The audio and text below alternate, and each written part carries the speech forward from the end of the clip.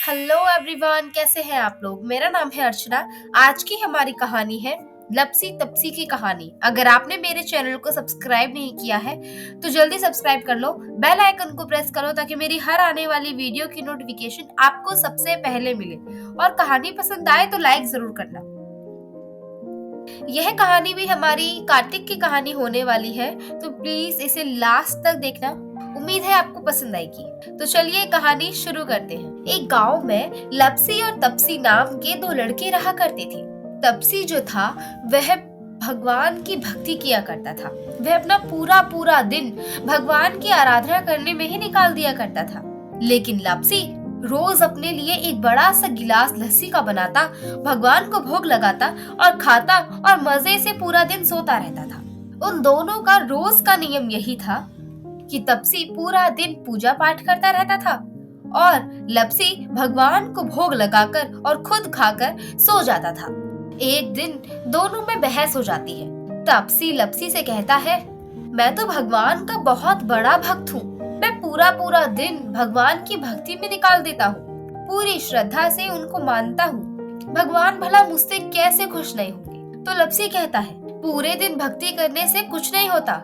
मैं थोड़ा ही भोग लगाता हूँ लेकिन पूरे सच्चे मन के साथ लगाता हूँ, इसीलिए भगवान का सबसे बड़ा भक्त मैं हूँ। इसी बात पर दोनों में बहस होने लगती है। उसी समय नारद मुनि पृथ्वी का भ्रमण कर रहे थे। वह लपसी तपसी की बहस को सुनकर उनके सामने प्रकट हो जाते हैं। लपसी तपसी नारद मुनि को प्रणाम करते हैं। नारद मुनि उन्हें झगड़ने का कारण पूछते हैं। तपसी कहता है, देखिए नारद मुनि, मैं भगवान की पूरा पूरा दिन भक्ति करता हूँ, उन्हें सच्चे मन से भोग लगाता हूँ, मंत्र जप करता हूँ, सारा सारा दिन उनकी पूजा करता हूँ, इसीलिए उनका सबसे बड़ा भक्त मैं हूँ। लेकिन लपसी इस बात को मानने को तैयार ही नहीं है। तो लपसी कहता है, लेकिन नारद मुनि, पूरा दिन भक्ति करने से होता क्या है। मैं रोज भगवान को अपने सच्चे मन से भोग लगाता हूँ और कभी भी किसी का बुरा नहीं सोचता, इसीलिए मैं मानता हूँ कि मैं भगवान का सबसे बड़ा भक्त हूँ। लेकिन तपसी मानने को तैयार नहीं है। आप ही बता दीजिए, भगवान का सबसे बड़ा भक्त है कौन। तो नारद मुनि कहते हैं, तुम्हें अपने इस प्रश्न का उत्तर जल्दी ही मिल जाएगा, बस तुम अपनी अपनी तरह से भगवान की भक्ति किया करो।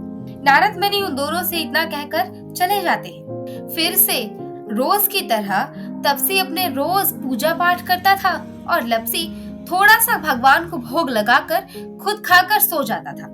एक दिन जब तपसी पेड़ के नीचे बैठकर भगवान की आराधना कर रहा था, नारद मुनि उसकी परीक्षा लेने के लिए उसके पास में एक 1.25 करोड़ की अंगूठी फेंक देते हैं।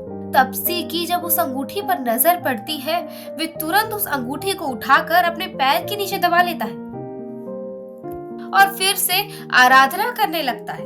नारद मुनि तपसी के पास से आकर लपसी के पास जाते हैं। लपसी एक बड़ा सा लस्सी का गिलास बनाता है, भगवान को भोग लगाता है और खुद खा ही रहा होता है कि नारद मुनि उसके पास भी एक 1.25 करोड़ की अंगूठी फेंकते हैं।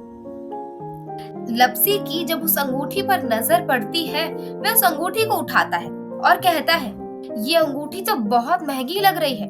बेचारा जिस इंसान की ये गिर गई है, वह कितना परेशान होगा इस समय। मुझे उस व्यक्ति को ढूंढना होगा, वह कितना ही परेशान हो रहा होगा।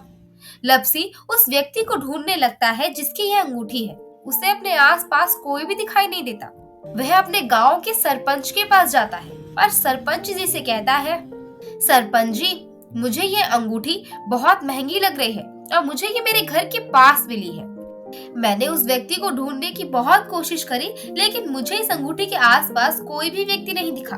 ये अंगूठी आप रख लीजिए और पता लगाइए ये अंगूठी किसकी है और उसे वह अंगूठी वापस कर दीजिए।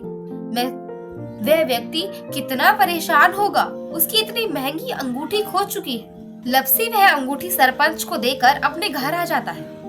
तभी तपसी भी लपसी के घर आता है और लपसी को कहता है, तुम्हें पता है, आज मैंने भगवान की बहुत देर आराधना की है।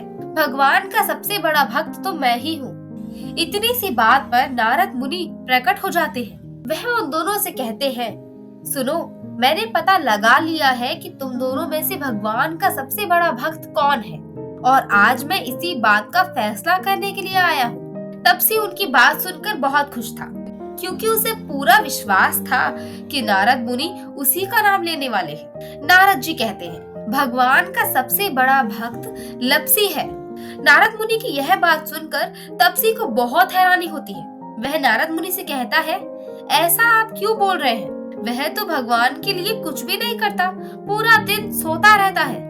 नारद मुनि कहते हैं, आज मैंने एक 1.25 करोड़ की अंगूठी तुम दोनों के सामने फेंकी थी। लप्सी ने वह अंगूठी को उठाकर सरपंच को दी, ताकि वह अंगूठी उस व्यक्ति तक पहुंच सके जिसकी वह अंगूठी है। लप्सी को उस अंगूठी को देखकर बिल्कुल भी लालच नहीं हुआ, बल्कि वह तो यह सोच रहा था कि जिस व्यक्ति की यह अंगूठी है उसे कितनी चिंता हो रही होगी। लेकिन तुमने क्या किया? उस 1.25 करोड़ की अंगूठी का लालच कर कर तुमने उसे अपने पैर के नीचे दबा लिया। तुमने चोरी की है। और भगवान का सबसे बड़ा भक्त वही होता है जो भगवान को सच्चे मन से मानता है और उसका मन पूरी तरह से साफ होता है। किसी भी प्रकार का उसे लालच नहीं होता। वह हर व्यक्ति के लिए अच्छा सोचता हो।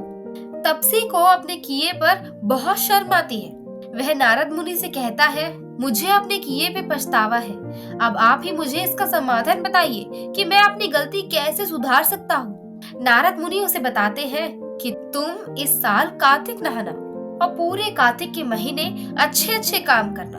अब जैसा कि नारद मुनि ने तपसी को बताया था, तपसी अगले साल से ही कार्तिक नहाना शुरू कर देता है और पूरे महीने बहुत अच्छे अच्छे काम करता है, जैसे गाय को रोटी खिलाना, हर व्यक्ति की मदद करना, भगवान की भक्ति भी करना और सात्विक भोजन करना। कार्तिक का महीना पूरे होते ही नारद मुनि तपसी के सामने प्रकट हो जाते हैं और कहते हैं, अब से तुम भी भगवान के सच्चे भक्त हो।